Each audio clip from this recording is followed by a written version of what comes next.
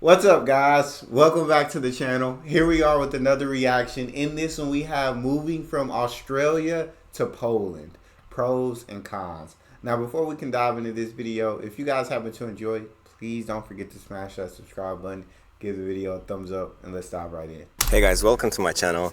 My name's Ed. I'm an Australian who has been living in Poland for around 5 years now.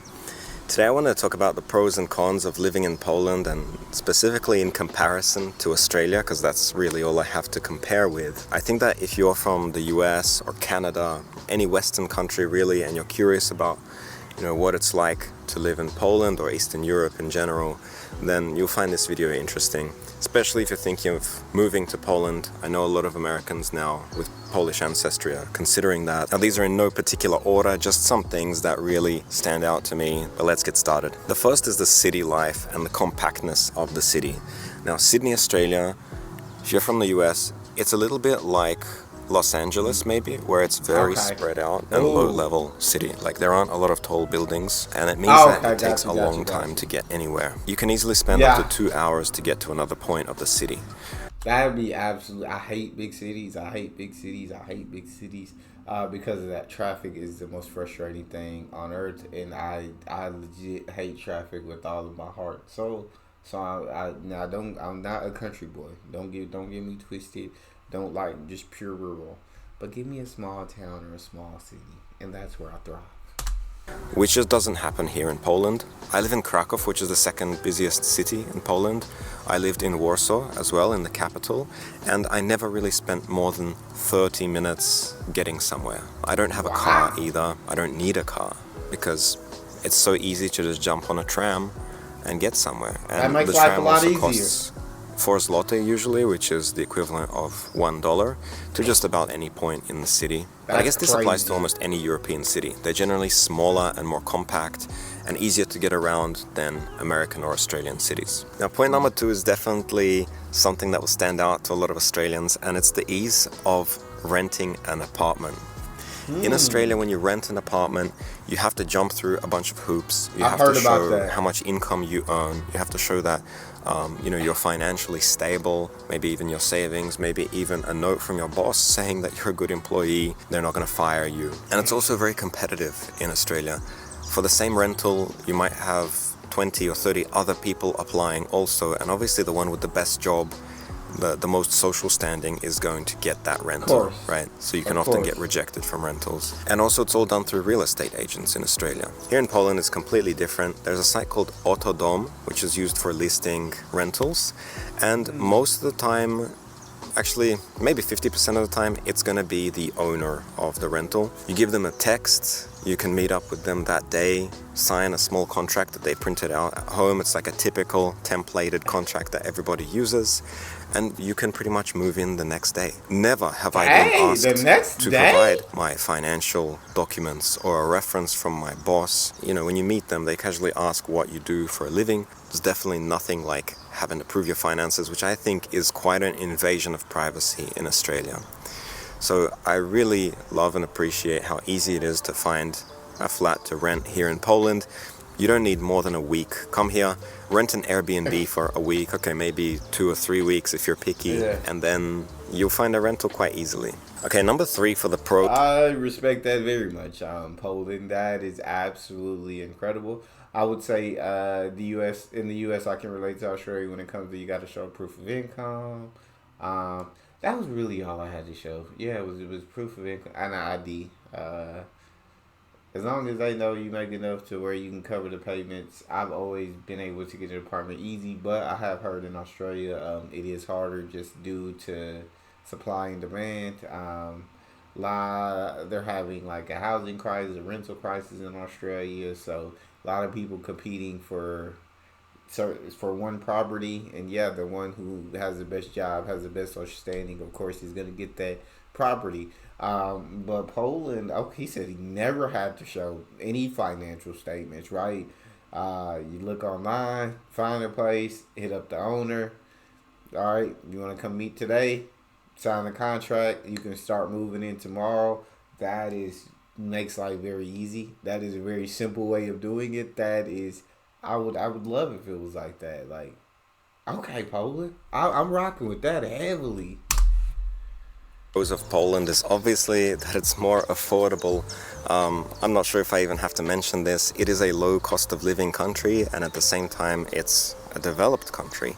And I don't think it's going to be this way for a long time. Maybe in 10 years' time, it'll be just as expensive as any other Western country. But right now, it costs 3 to 4 times cheaper than living in Sydney or London or any of those other cities. And yes, if you have a local job, you're not going to be getting paid very well. But if you work in the IT industry here, which is a big thing, many people work in the IT industry here, and they get Western wages or close to Western wages, and they can live very well. But yeah, basically it is more affordable. You can afford yourself an apartment which is right next to the park that I'm in. I have a view of this park. It's all green. I don't have any buildings in front of me, in front of my balcony. And that's something that I wouldn't be able to afford back in Australia. Since we're talking about the park, next point is beautiful nature. Poland has this reputation for just being grey. There's that meme about the Polish color scheme, just shades of grey. And yeah, it's like that in the colder seasons. Yeah. As you can see right now, Absolutely it's gorgeous. April. In the summertime and in spring, it's extremely green. Especially where I live in Krakow. You might prefer this city compared to Warsaw, because it's very close to the Tatra mountains. And when I moved to Poland... Just look at that site. First of all, I would be absolutely terrified to be sitting in that spot that he is. My heart would be racing 1,000,000 miles per hour. But had somehow a miracle happened and I sat and just got to look at all of this. My days, it is absolutely stunning. It is truly, truly jaw-dropping beauty. Excellence, perfection. Look at that. You can't look at that and not believe in a creator. You feel me?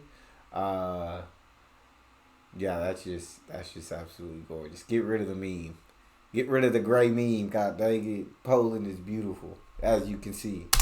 I actually didn't know that Poland had mountains, like serious, real mountains that look like the Swiss Alps, but they do, and it's awesome. It's just 2 hours drive from Krakow, or about 4.5 hours drive from Warsaw.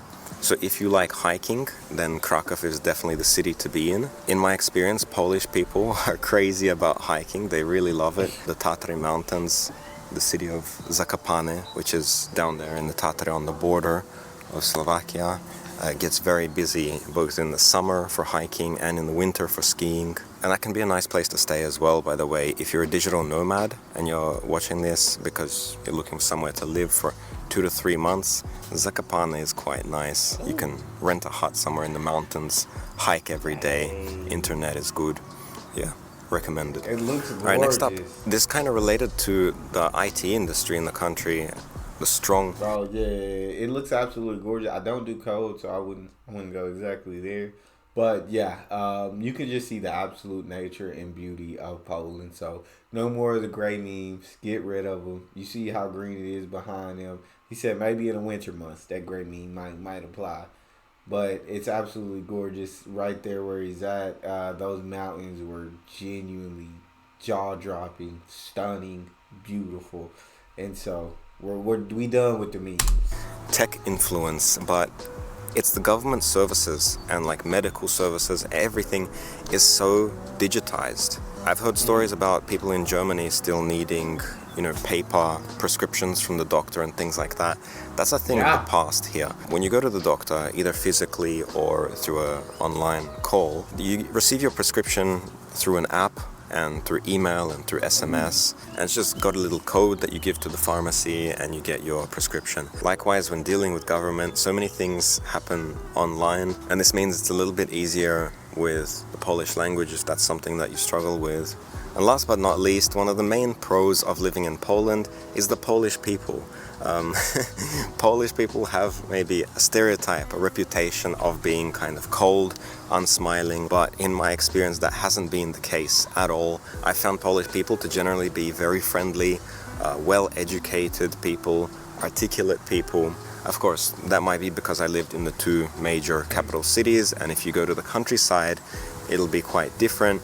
Yeah. But it's like that in every country, isn't it? And the level of English is very high. I'd say anyone who's under 40 right now knows at Yeah. least some English, and it's not a problem to use English in cafes, museums, or anything, especially if you're here temporarily. Now let's move on to the cons and some Yeah, things that I was gonna say I'd seen that in many videos. Younger generation is very, it seemed like fluent in English, whereas the older generation, nah, you gonna have to learn some Polish. They not speaking no English for the older generation, but from what I've seen, yeah, the Polish people are warm, are welcoming, are willing to help if needed. So it's really cool from different videos that I've seen. So we got some pros. We got some pros. Let's see what the cons are gonna look like, Poland. actually really bother me about living in Poland. It's not so much a criticism of Poland itself, it's more like living in Poland as a foreigner. First of all, I just spoke about the language, and there is a high level of English, but the lack of, good Polish skills can still be a major problem. I actually speak Polish at least at an intermediate level. I'm probably around A2 or B1 level in Polish, if you're familiar with those levels. So I'm I can not. communicate I'm not. and I can get things done in government offices or when going to the doctor and things like that. But let's say I want to go to a boxing class. In a loud environment, in a sports environment, right? I do not understand what the coach is saying. Like when he's yelling out instructions and things, and especially a boxing coach might not have the best pronunciation in Polish, right? He doesn't speak like a news reporter. He speaks very much in like a more rough tone. And so Yeah. it's a huge problem for me to go to any kind of group classes, boxing, kickboxing, jiu-jitsu, all of those things. I cannot understand the instructions that they're saying. Similarly, when I go to the local market and there's lots of old people and farmers, it's like a farmer's market, selling Okay. things there. Honestly, I don't understand what the hell they're saying. Even though my Polish is quite good and I can watch movies and I can understand 95% Really? of what is being said in a Oh, movie. I wow. can read news articles, so like at least my level of comprehension is advanced, I think. But it doesn't mean that I can understand all Polish people in all social situations.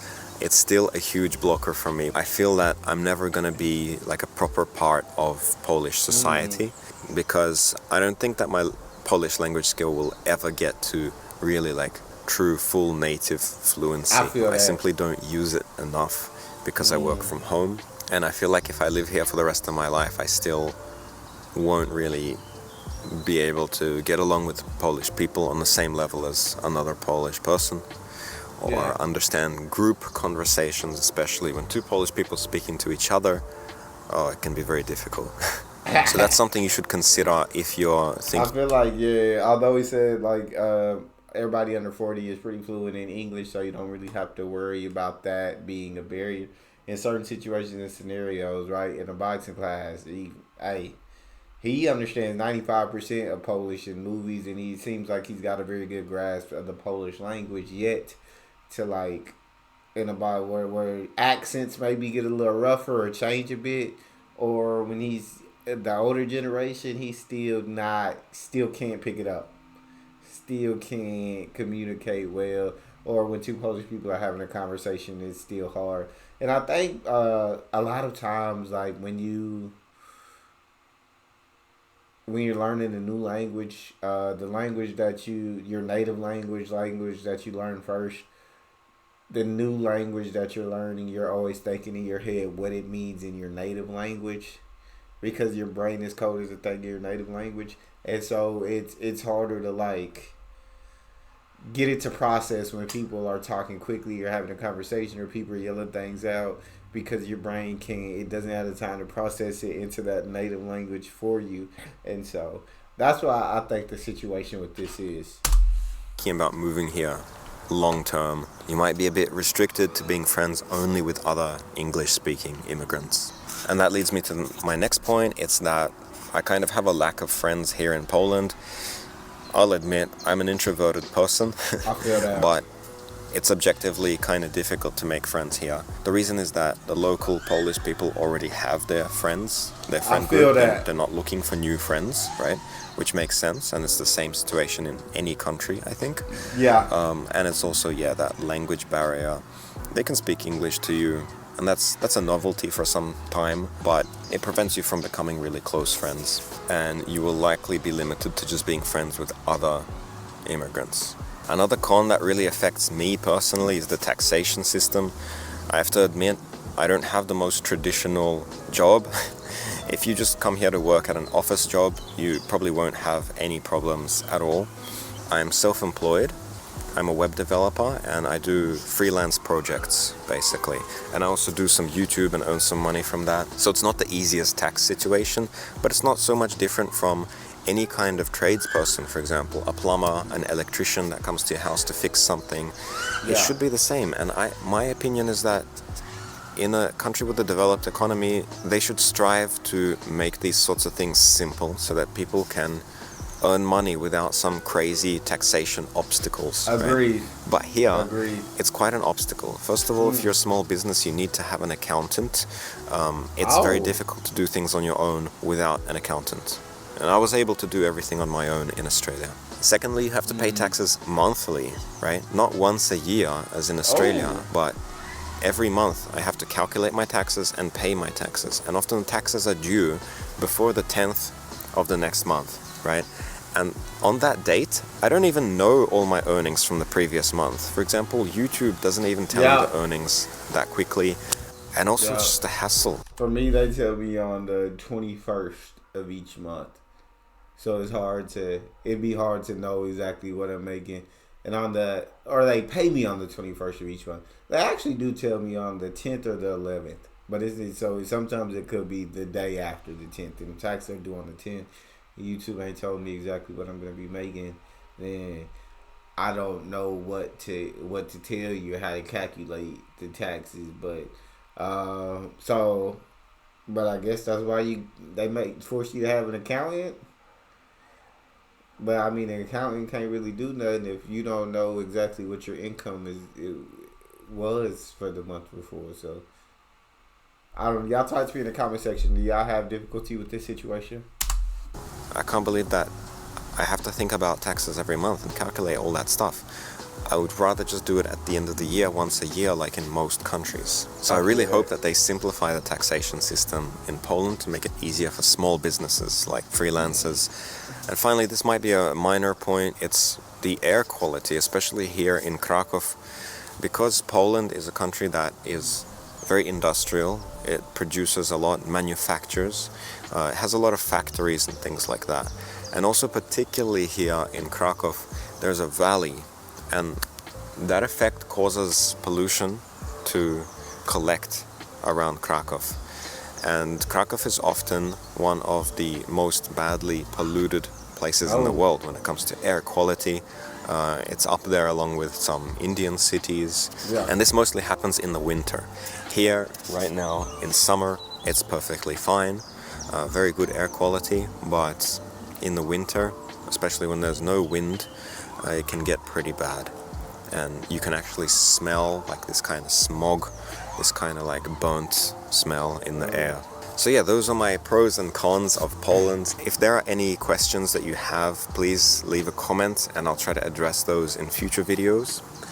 Please leave a like if you found it interesting, subscribe, and I'll see you in the next video. I'd love to hear from you guys if y'all disagree or agree with his pros and cons of Poland. Y'all talk to me in the comment section. Also, make sure you subscribe. That's all we have. If you enjoyed, don't forget to subscribe. Give the video a thumbs up. Check out the next one. I'll see you guys next time.